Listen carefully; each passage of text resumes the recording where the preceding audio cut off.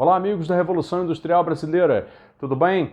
Aqui nesse sabadão, eu, Fausto Oliveira, trago para vocês mais um Desenve Notícias, o serviço que diariamente eu gravo aqui no YouTube da Revolução Industrial Brasileira com críticas ao material produzido pela imprensa brasileira no assunto de economia, com todas as suas interfaces, inclusive a interface política, embora, claro, eu não queira partidarizar para não cair na polarização bestial que toma conta do país, os meus comentários. Mas vamos lá. Hoje, assunto mais geral. Vou comentar um artigo que saiu no Valor Econômico essa semana, do Cristiano Romero, em que ele aponta a redução da participação do Estado no domínio econômico ao longo dos últimos 40 anos, desde o início da década de 1980.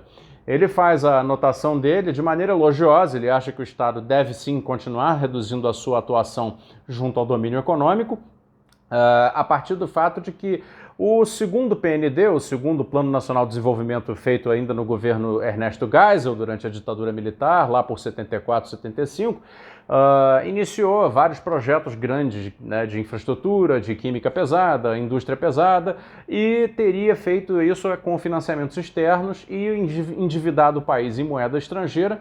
E quando, no governo do democrata Jimmy Carter, no final dos anos 70, o presidente do Banco Central americano, Paul Volcker, faz um choque de juros para responder à inflação americana, né, que era produto do choque do petróleo dado pelos árabes, eles, americanos, aplicam pela primeira vez, talvez, o remédio que hoje receitam ao terceiro mundo, que é alta grave de juros, né, sobre a economia para responder a uma inflação. O que acontece?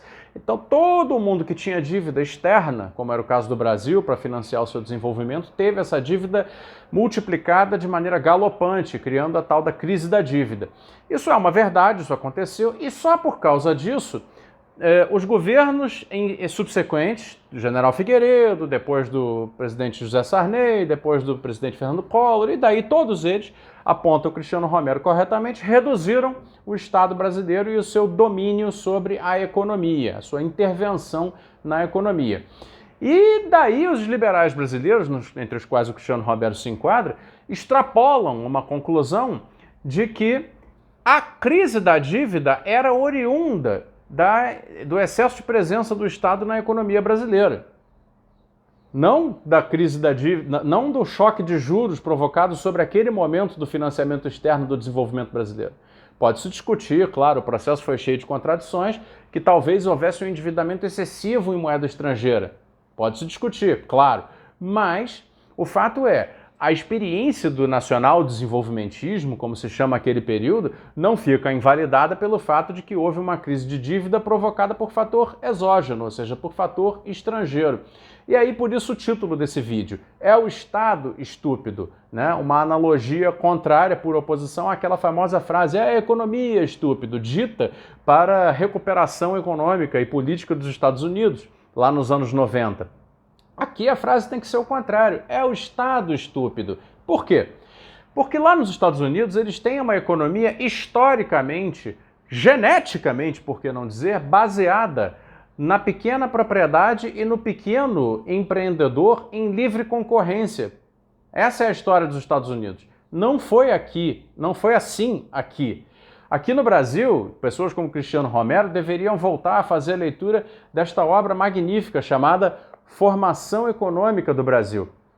Nela, o Celso Furtado, eu recomendo a vocês muito esse livro, que vocês comprem, leiam e se puderem indiquem para os jovens, acho até que deveria ser leitura obrigatória no ensino médio, no segundo grau. Celso Furtado descreve com exatidão de pesquisa histórica como foi a gênese da economia brasileira. A gênese da economia brasileira é basicamente uma empresa colonial feita de fora para dentro, cuja característica principal é a grande propriedade, no caso do primeiro fator de produção, que é a terra, executando uma economia de primária exportadora com nenhum efeito de multiplicação de renda e encadeamento doméstico. Por quê? Porque essa economia de então simplesmente tem toda a sua renda monetária, todo o dinheiro que ela gera, oriundo do exterior. E todo o dinheiro que ela investe também vai para o exterior. Da seguinte maneira, todo o equipamento e toda a mão de obra da empresa colonial açucareira brasileira é importado. Da Holanda, os equipamentos de engenho, moinhos, etc., principalmente da Holanda, que já então era uma economia especializada em bens industriais, manufatura, e a mão de obra importada da África, pagando-se ao tráfico de escravos o custo fixo da mão de obra. E quando então se empreende a empresa colonial açucareira no Brasil, se cria se desenha um DNA, se dá a gênese da economia brasileira, qual seja uma atividade extrativa, exportadora, cuja taxa de investimento doméstico é nenhuma, cuja multiplicação da renda doméstica é nenhuma, porque a mão de obra é custo fixo. Não é um custo recorrente. Então, o investimento colonial açucareiro do século XVI, dos 1500 no Brasil, se dá importando maquinário, importando mão de obra, sem pagamento de salários e sem reposição do equipamento dentro do país. Então, por não haver economia doméstica que fizesse a renda monetária da empresa colonial açucareira permanecer dentro do país e multiplicar a renda, a riquíssima empresa colonial açucareira do século XVI, calculada em milhões de libras esterlinas, toda a renda, é concentrada nos senhores de engenho, nos proprietários de terra do latifúndio original brasileiro. Então isso estabelece uma gênese econômica brasileira que é latifundiária, primária exportadora e altamente concentradora da renda. Altamente concentradora de renda. Porque toda a renda monetária extraída da atividade, que é a exportação do açúcar, se concentra e não se divide, não se multiplica pela sociedade, porque os fatores de produção são externos. O escravo não recebe salário. O equipamento reposto não é produzido internamente, é produzido externamente. Ou seja, os fatores de produção não são remunerados internamente. Então essa é a gênese da economia brasileira. Uma economia, então, de uma elite produtora, primária, exportadora, que não deixa o capital, nenhuma fração do seu capital, fluir pela economia doméstica.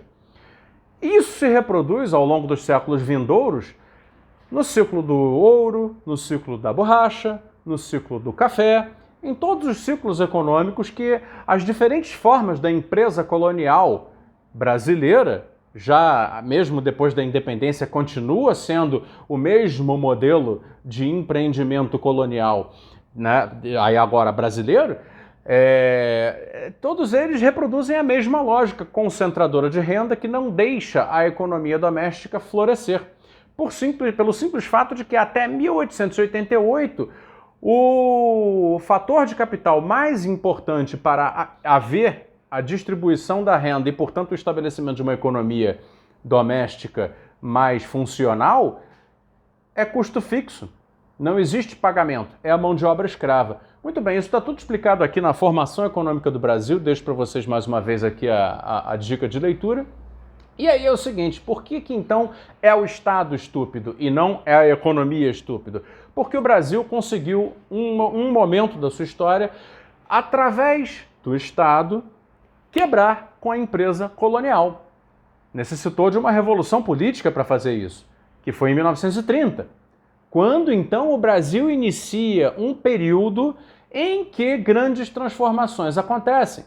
Aquela economia absolutamente estática, absolutamente concentrada, começa a se desfazer e ser substituída por uma economia de mercado interno, por uma economia de grandes cidades, por uma economia de emprego formal, em que a renda monetária da produção começa a se espalhar pela sociedade, gerando atividade econômica, dinamismo econômico doméstico, que, por sua vez, vem a gerar crescimento, que você pode ver nos gráficos entre 1930 e 1980, quando esse ciclo se interrompe pelo choque de juros dado pelo Banco Central americano na dívida externa brasileira.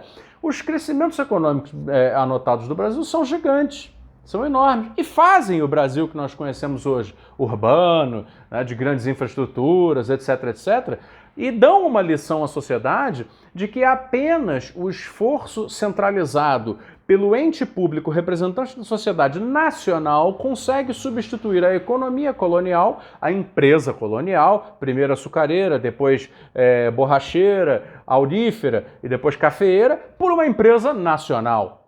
Não à toa, as expressões práticas e concretas desse período são a criação de, aí sim, empresas no sentido jurídico do termo, todas elas estratégicas, de base, controladas pelo governo, controladas pelo Estado, e, portanto, isso é aquilo que vai começar a gerar um centro dinâmico de irradiação de poder econômico doméstico, que faz aquele pouco desenvolvimento que o Brasil teve e do qual usufrui até hoje, por herança, né, no nosso período histórico moderno. Essa é a história do Brasil e por isso, dada a gênese do Brasil como economia colonial, como empresa colonial, cuja elite, né, só se relaciona em forma de capital, de renda monetária com o estrangeiro, é exatamente essa mesma dinâmica que precisou ser quebrada e o único ente possível e capaz de quebrar a empresa colonial foi o Estado Nacional, que, portanto, iniciou um processo de quebra através de declarações de independência econômica. Esse processo se desfaz a partir de 1980, e aí, que coincidência, o Brasil para de crescer. O Brasil volta a virar o mesmo mar de miseráveis que era até 1930, o Brasil volta a se desfazer fisicamente como não era feito até 1930, quando eu falo 1930, considerando, logicamente, o início do processo que se dá ao longo dos anos 20, tá? Não é uma decretação de um dia para o outro, a coisa começa, mas é um processo que vem se construindo ao longo dos anos 20 e em 30 ele ganha o seu capítulo inicial. É a Declaração de Independência Econômica Brasileira. Pois muito bem, até 80 esse processo vai, eivado de contradições, evidentemente, cheio de problemas, porém vai. E entrega resultados. Entrega resultados físicos, concretos, reais. E, de repente, esse processo é substituído por um empobrecimento galopante, por uma financiarização do Brasil através do instrumento de dívida pública, como já falamos muitas vezes aqui, e hoje chegamos a essa cultura, esse consenso ideológico que diz menos Estado, como se a gênese da economia brasileira não demandasse o contrário, mais Estado. Não o Estado que simplesmente senta sobre a economia, mas o Estado dinamizador, o Estado empreendedor. Aquele Estado que é capaz de romper com a lógica estrutural herdada da colônia e estabelecer uma nova lógica econômica propositalmente direcionada rumo ao desenvolvimento. Nós já tivemos essa experiência, e essa experiência foi benéfica, instituiu tudo aquilo que hoje a classe média brasileira usufrui como beneplácito econômico daqueles anos. Todas essas pessoas que hoje pedem redução do Estado, que pedem uma economia estritamente privada no Brasil, usufruem dos benefícios daquela época, seja por patrimônio herdado, seja por oportunidades, por ascensão social que seus pais tiveram, etc. De alguma maneira, todos estavam há 50, 60 anos atrás em ascensão. E hoje usufruem dessa ascensão e não percebem que estão contribuindo, quando pedem menos Estado e mais empresas privadas, para um descenso socioeconômico, que nós estamos presenciando no atual momento com toda a fartura de detalhes. Basta olhar os números dos últimos 40 anos no Brasil.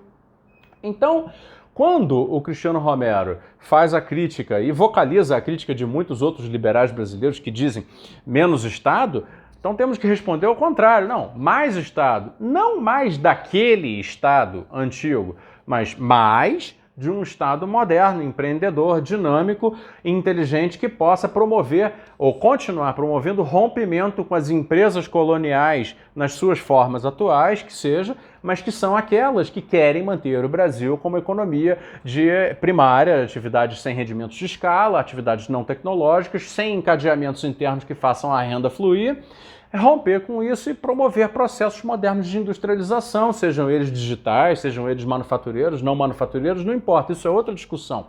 Mas sem o Estado, esse processo, que é o processo de desenvolvimento brasileiro, não tem como acontecer. E aí, para concluir o comentário do Desenho Notícias, dizer o seguinte: se estamos falando de Estado, estamos falando naturalmente de política, de poder político. Muito bem, o poder político então tem que se sobrepor ao poder econômico. É óbvio, só que o poder político tem que estar em obediência a um projeto.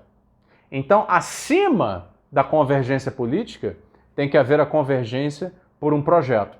Infelizmente, esses últimos 40 anos fragmentaram as tendências políticas e tornaram praticamente impossível haver uma convergência política em torno de um projeto de desenvolvimento. Porque a convergência política, quando se manifesta, como agora tem uma convergência manifestada em torno do atual ocupante do poder, se dá em amálgama com os mesmos poderes que representam na economia a empresa colonial na sua forma moderna. Ou seja, é uma convergência política vazia de projeto.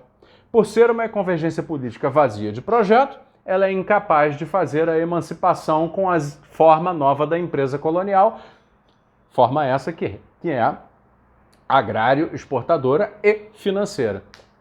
Então é isso. Por isso, não é a economia estúpido. No Brasil, dada a gênese da economia, que é essa que Celso Furtado explica, a frase deve ser: é o Estado estúpido. Então tá dito o comentário de hoje do Desenho Notícias. Espero que vocês tenham gostado. Até amanhã.